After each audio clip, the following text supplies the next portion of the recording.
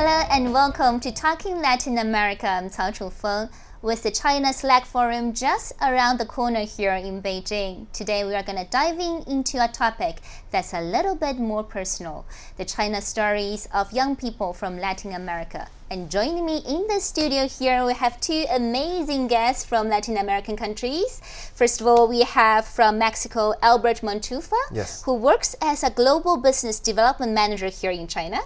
And we also have from Brazil, Gamir Palagino. He is a reporter and host from Brazil 247.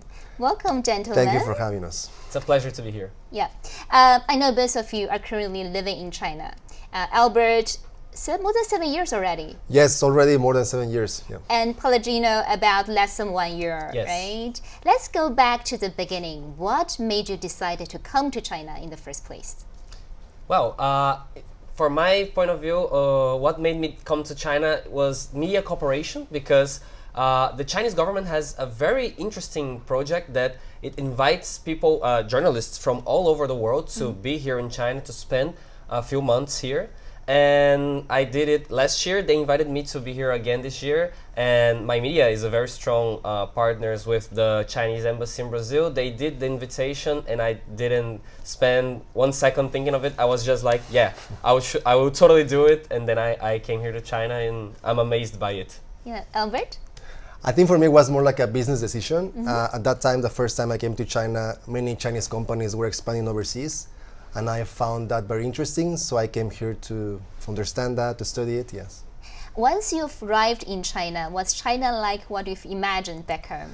For me, it was way different. I knew at that time that China was already a developed country, but once I was here, I was amazed by the development in so many domains. For example, transportation with the high-speed train, also how the society is organized, like the Xiaoqiu, the small communities. And also for me, it was very interesting to see the factories working, you know, like for me was being able to see face to face how efficient and fast is the manufacturing process in China. How about Pala?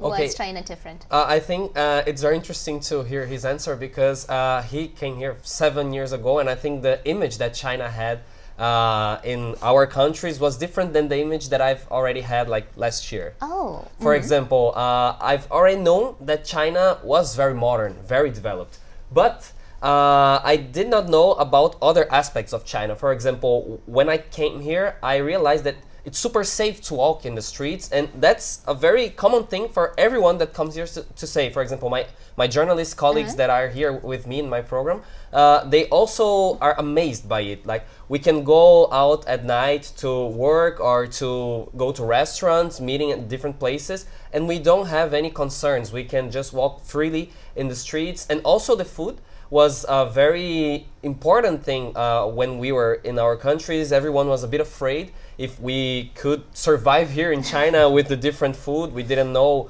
what the Chinese people are used to eat.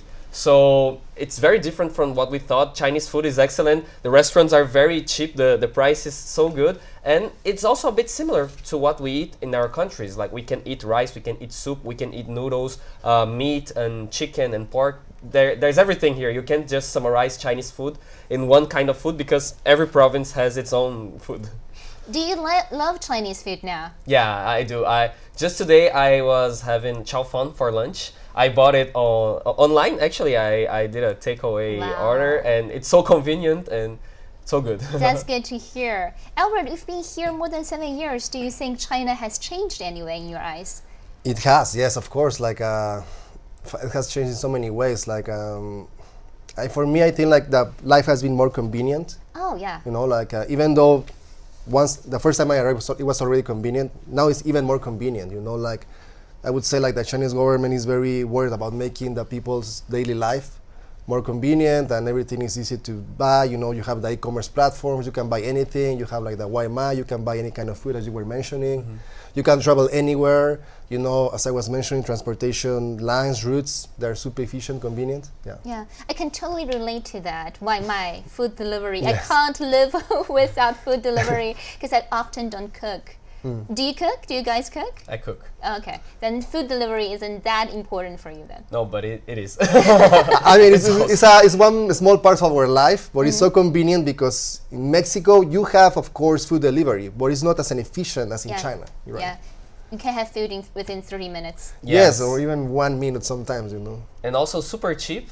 And something that really is interesting for us, it's that usually not in every place, but in some places here in China, you can order food and just ask for the delivery guy to drop the food nearby your house, and no one will take it, and you just go there. That's right. Your food is safe. Exactly. I know both of you traveled a lot around China, explored a little bit, and you've also brought some souvenirs with you today. Albert, what do you have? Okay, the first souvenir is this amazing hat from Xizang. I will wear it. This one. That's southwestern part of China. Yeah, it's like I think it's a very nice hat, and it was the first time I went to Xizang. My mother came from Mexico because she also wanted to go to Xizang, and it's an amazing place. Like we also took some pictures, by the way. Oh, pictures. Talking about pictures, I actually got your pictures here. Is this the one? Yeah, that one. That is me in front of Patala Palace, and that picture is amazing because you can see the splendid appearance of the palace. It's so beautiful. And you're wearing the exact same hat. Yeah, it's the same hat. Yeah, wow. And here's another one. This one. Yes, that picture is with my mother, and she was so happy because one of her life dreams was to come to China, to go to Xizang, and to know more about Chinese culture. Yeah.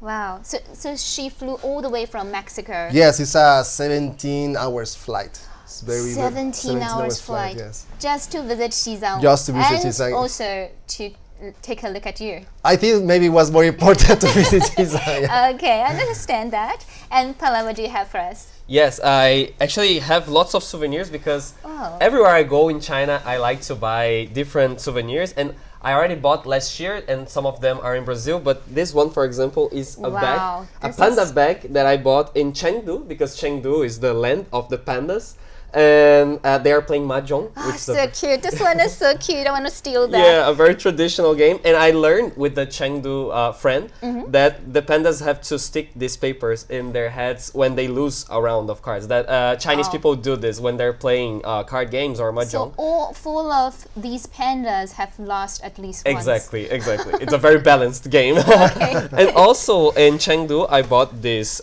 t-shirt, panda t-shirt. Another panda. Wow. Yeah. Pandas are very good soft power for China. Everyone in Brazil loves pandas. And also, I bought this t-shirt when I visited the Shaolin Temple in my trip to Henan province. Central part of China. Yes, exactly. It's a very historical province. I've also been to Luoyang there, where the Xia dynasty began, and also lots of other dynasties in China emerged. And I also bought this magnet there in Luoyang. I bought lots of magnets. I have like 6 here with me in China and some others in Brazil that I gave as presents. Show us all 6. Yeah. Here, for example, this one is from Chengdu. Panda again. It also has the panda. I really love Chengdu. It's one of my favorite cities here in China. People are so elegant and so relaxed. I love the shoe culture. I've been to the Chengdu Museum, and I learned about the Ba shoe culture, which is from Chongqing and Chengdu. People are very warm, very relaxed. And this one is from Chongqing, also a very special trip. Can you eat the food in Chongqing and Chengdu? Yes, I've eaten hot pot both in Chengdu and in Chongqing. Really? It's super spicy. Super spicy. And already, and also, it was Brazilian meat in the Chongqing hot pot. Yes, they showed me, we cook Brazilian meat here. And this is Chongqing. It has the train that's so popular, the Lijibai station, where everyone goes to see the train that is in the building. And also, let me see, I have lots of magnets. And for example, this other is not a magnet, but it's a Confucius miniature. Yeah, exactly. We visited Shandong province, Chufu, and there's the ancient residence of the Confucius family. And let me see if I can find another magnet to show you. Another one from Chengdu. I bought 2 magnets from Chengdu. And let me see, I have one here that is from Hainan province. Here, this is from the Confucius ancient residence.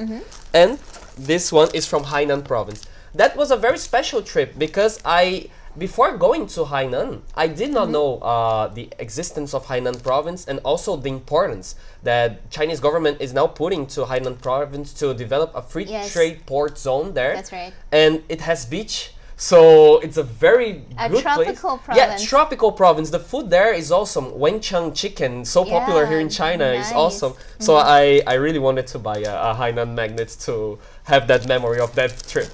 I got some pictures of you as well. So let's see this. This one. What were you doing? I'm training Kung Fu at the Shaolin Temple with a master. He's a very known master here in China. This one. Yes. And also another one here. This one.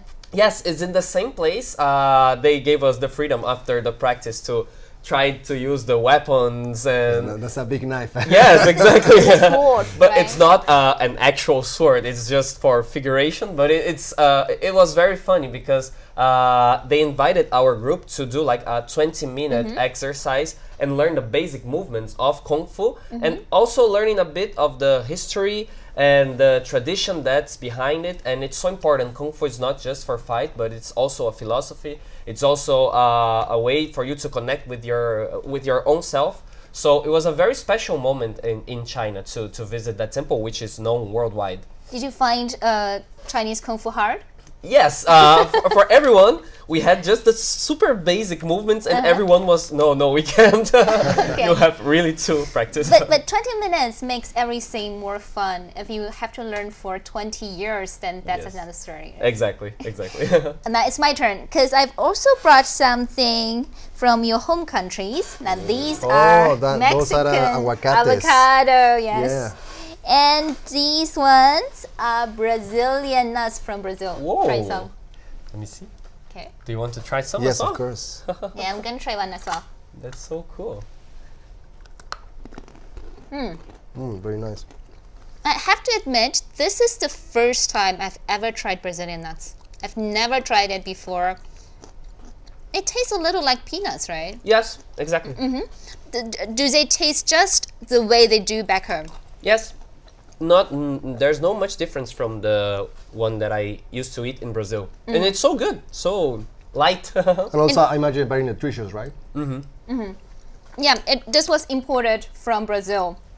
And I actually bought both of these online. And I just typed in Brazil and Mexico on an e-commerce platform, e-commerce app, and these two products just popped up. Do you guys shop online as well? A lot. A lot. Yes, and avocados are very famous right now in Beijing and also in other cities because there are so many Latin American restaurants. You have Mexican restaurants, Brazilian restaurants, restaurants from Chile, and one of the main ingredients is actually avocado. So I think this is something very, very interesting. Yeah. Do you shop online? A lot. Like for what kind of products? For example, I'm used to buy electronic products online here in China because they're very cheap, and I've already bought like a laptop. I've already bought microphone, things for my work. Also, I bought electric guitar just to see if it works because it was super cheap. Like for example, if I were to buy one of those in Brazil, it would be around 1,500 yuan, and I bought one kit here in China that it's 500 yuan, and it comes with the electric guitar and amp, so the speaker. So it's awesome, and I buy things every day, and not just those kind of things like electronics, but also food. I use Meituan, the Chinese platforms, and everything. Like you can live inside your own bedroom if you want to live in China, and you will have everything. You don't have to go out your door. Exactly. You don't have to step out your door. Exactly. Albert, I know you actually worked for a Yes. major e-commerce platform. So from your perspective, how would you rate the current status of China's e-commerce industry? Well, the Chinese e-commerce industry is actually driving the global e-commerce industry. Like Chinese platforms are the best ones nowadays. They are even beating Western e-commerce platforms. And this is very obvious, especially in Latin America. Right now, companies such as Temu, Shein, of course, Alibaba, they are winning a lot of market share because they are providing good products at a very competitive price with amazing logistics and also providing other benefits to the consumers. So this is like a winning formula for Chinese e-commerce companies all around the world. Yeah. What's the winning formula? I think the winning formula is providing a good product with, you have of course different qualities. You have Yes. like very good quality or like good enough quality that consumer can choose, and then providing a good price, competitive price. But most importantly, I think it's like the delivery time is also very important, Yes. Yes. and also that you have a lot of variety of products. So you have many products that from many categories, and that for the consumer is very important. Do you shop online yourself? Yes, of course, I buy everything online. You know, like- Everything, including tissue and toothpaste? Yes, everything. I think it's Me like, too. and you know, nowadays you have so many promotions, so you can buy like a huge quantity at a lower price. So it's very, very convenient. Besides online shopping apps, do you use other Chinese apps regularly? Didi every day. Yes. For example, I'm using a lot of WeChat. I started using Weibo because I'm a journalist and I know that major discussions also occur on Weibo, and it's very good. It is now more friendly to foreign people because it has translation options. And also, when I went to Chengdu and Chongqing, we did that visit by ourselves. So it was me and other three friends, and we used an app called Ctrip. And yeah. and we bought like the train tickets and we booked the hotels, everything on that app. It's like a dolphin. Yeah, I know which one. And we were amazed because we could do everything in that app, and it showed like it texted us, oh, you have the trip tomorrow. It kept warning us, and while we were on the train, it were following us on the train, like, oh, you're in this station. The next station has a 7-minute stop. So it was super convenient, and I don't know, everything in China is convenient. He was talking about the transportation. It's so amazing. You have like one app. You can use the subway in Beijing, in Shanghai, in Chengdu, in Chongqing, every city. So it's awesome. I also use Alipay and WeChat for paying for everything on daily basis. So yeah, I'm more and more integrated to the Chinese ecosystem of apps. That's right. Besides Didi, Albert, do you use any social media platforms in China?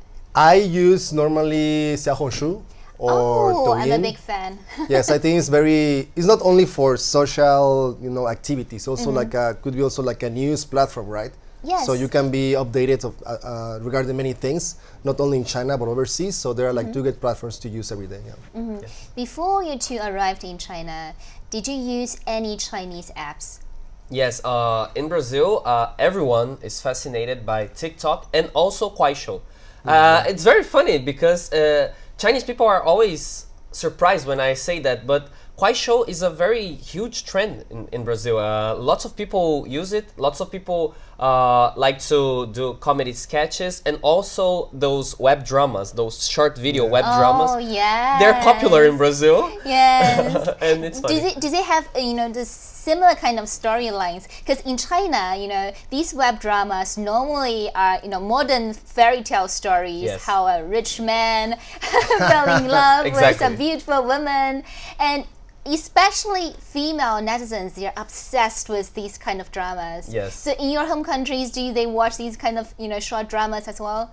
Well, Mexico is famous for the novelas, which is like a drama, and then young people in Mexico that they also like novelas, and they have the opportunity to see like short novelas, as you were mentioning in this platform, in TikTok and Kuaishou. Oh, yeah, okay. Yeah.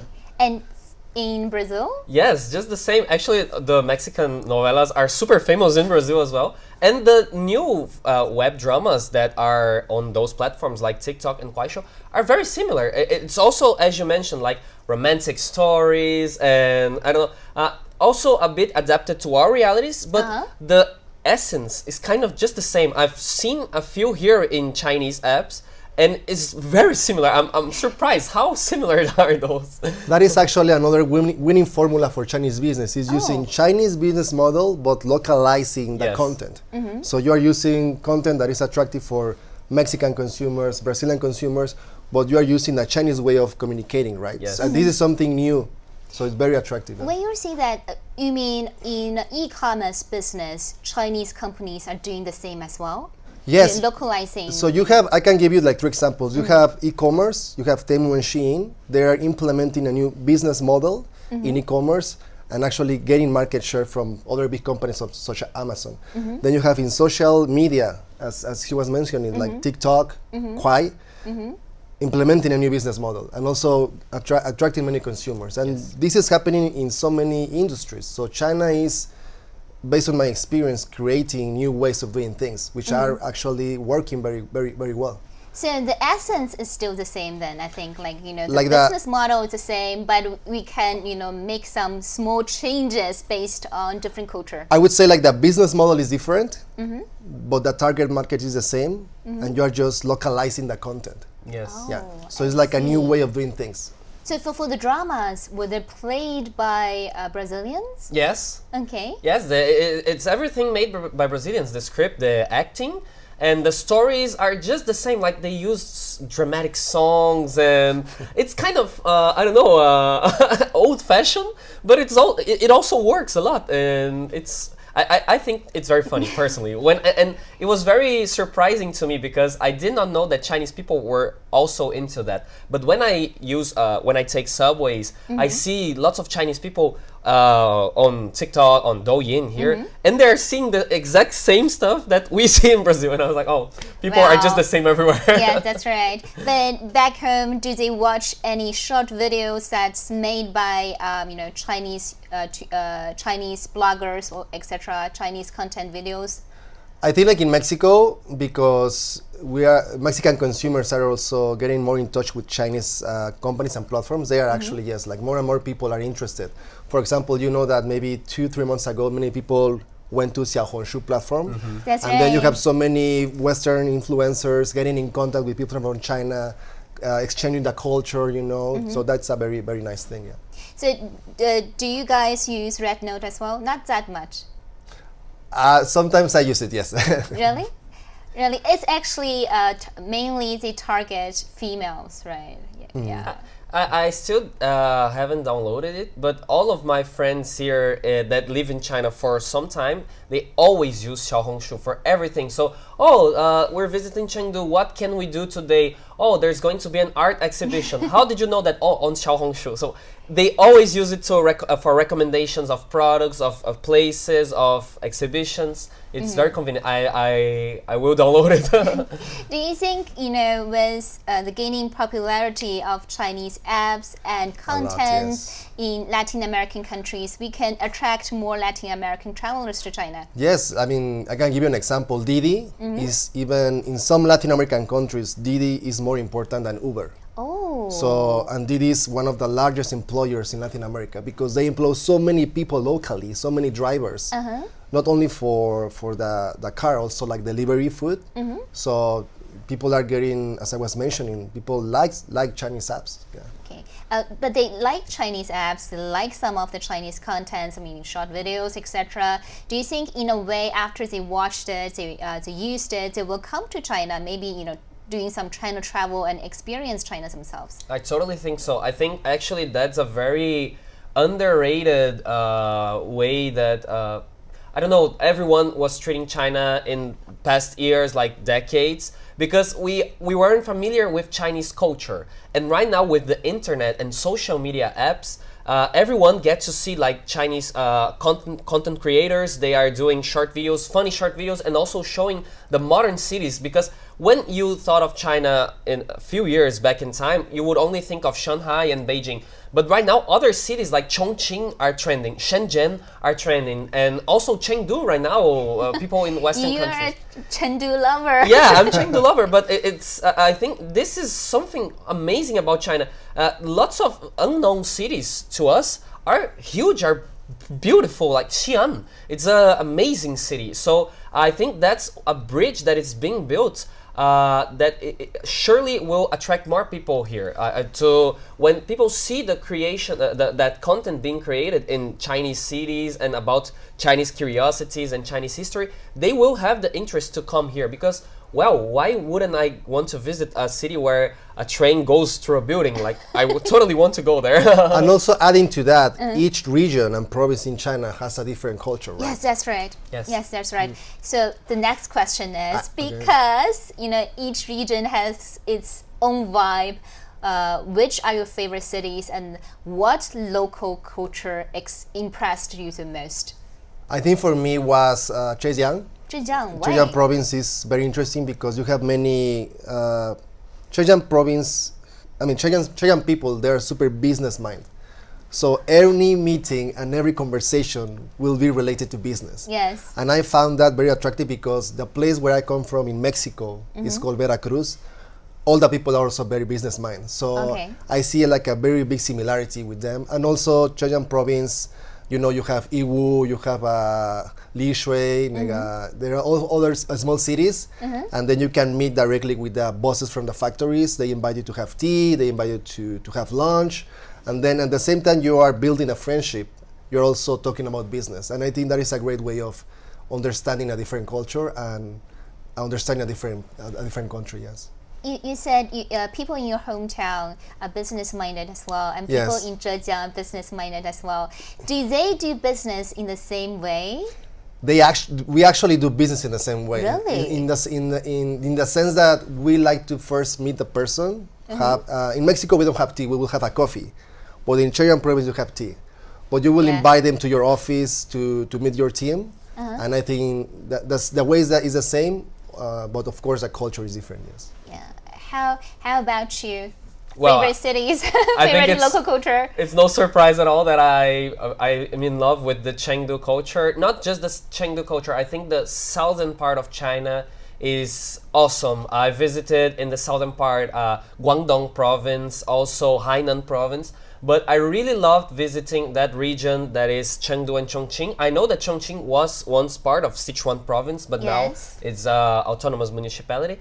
But I really like that because right before I came to Chengdu, I've already had friends that were from Sichuan province, and they are different. Like their lifestyle is different. They are more happy, more relaxed, and I think it's similar to Brazil. Like I feel like I'm at home when I'm there, and also the weather. When I went to Chengdu, it's hot. People on the streets are wearing shorts and tennis. Like they dress in a very elegant way, and also I started learning a bit of the culture, like the shoe culture, the bashu culture, and it's fascinating. Also because they have their own accent, the words in their own style, and the food. It's known in the whole China, the spicy food.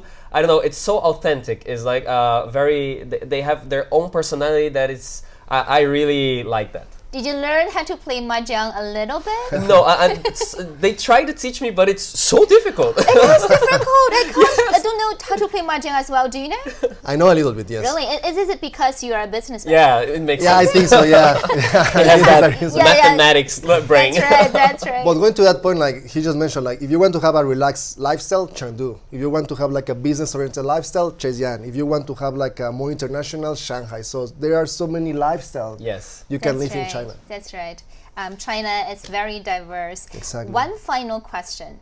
Looking ahead, what are your hopes for the future of China-Latin America relations, both economically and culturally? Albert? I think like we are in the very right path. I'm sure that China and Latin America, especially with countries such as Brazil and Mexico, we're going to get closer and closer. And especially because people like us, right? Like we are kind of the spearhead of this new relationship development between China and Latin America. So I can tell you, based on my experience, that things are going to get better. Yeah.